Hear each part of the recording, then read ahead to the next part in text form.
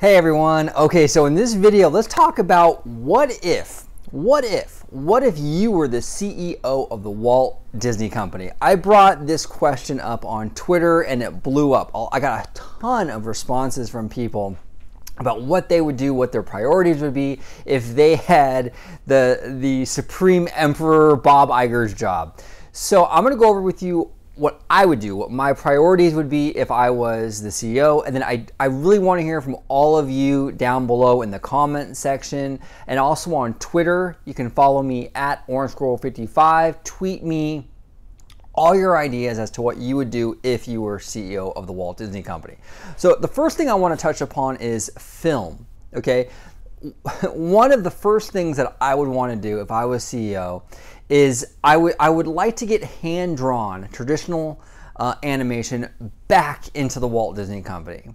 Lasseter, the former head of Walt Disney Animation Studios, when he started back in 2006, he kind of made a promise that he was going to utilize traditional animation, and he did with Princess and the Frog, and then again a couple years later with the Winnie the Pooh movie. But since then, we haven't seen anything in terms of a full-length feature film with traditional animation. I want to bring that back. I want to bring hand-drawn animation back. Now, I do understand that the way that it was done before is probably more expensive. The paper, the pencils, and all that jazz, I understand it's probably very expensive. So I don't even mind if hand-drawn animation is done completely on a computer. Okay, so if they have to sketch every frame and then digitally paint it on the computer, I'm fine with that. In my opinion, it's still hand-drawn animation. CGI animation is actually more like claymation. Okay, for those of you that aren't aware, they build like a digital model, in the computer, and then they can mold and shape it. So it's not really like animation. It's really more like digital claymation. So if they can go back to the traditional way of doing animation and just do it on the computer, frame by frame, drawing it in the computer, I'd be fine with that. I would bring that back to the Walt Disney Animation Studio. That's the heart and soul of Disney. They need to bring that back. And you can do it in a way that's relevant to today's audiences. So that's number one.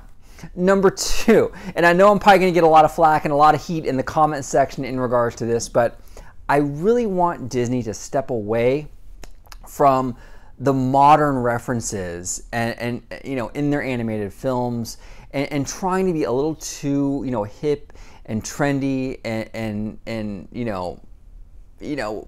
just trying to be cool with young people today. It doesn't work, number one, but number two, it ages the films very badly. We didn't need a Twitter joke in Moana. And there's a lot of, I'm not going to get into it. I've gone into it in a ton of other videos, but these modern references really age these films, and I think they could do without them. If you want to do modern stuff, that's why you have Pixar. Okay, it's a different studio. It's a younger studio. Put those kind of films in Pixar. But at Walt Disney Animation Studios, they should really stick to more traditional films that are a lot more timeless and generational, in my opinion. Now, those are the films.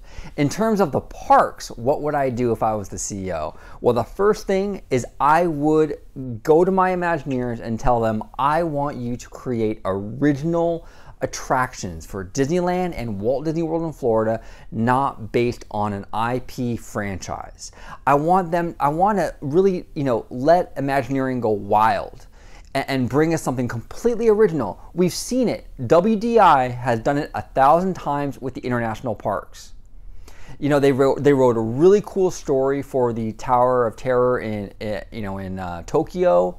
Completely original. Mystic Manor over in Hong Kong Disneyland. There's a lot of original attractions in the international parks. There's absolutely no reason why. There's no reason why not that they couldn't do that here. Why not have some originality, some original ideas with these attractions in California and in Orlando? I really don't understand it. It's been provenly popular overseas. I don't know why they feel like American audiences wouldn't appreciate it. I think they would. Okay, so that's number one. Number two, fix Disneyland's Tomorrowland. This would be a priority of mine from day one if I was the CEO. We have to fix Tomorrowland. It's a total mess right now. So fix Tomorrowland, get it, get it up and running, get it to a place where it feels like Tomorrowland. It's fresh, it's innovative, there's a kinetic energy everywhere, it's on the move. Let's get Tomorrowland back to its former glory, okay? And the last and final thing, one of my top priorities, would be Pixar Pier.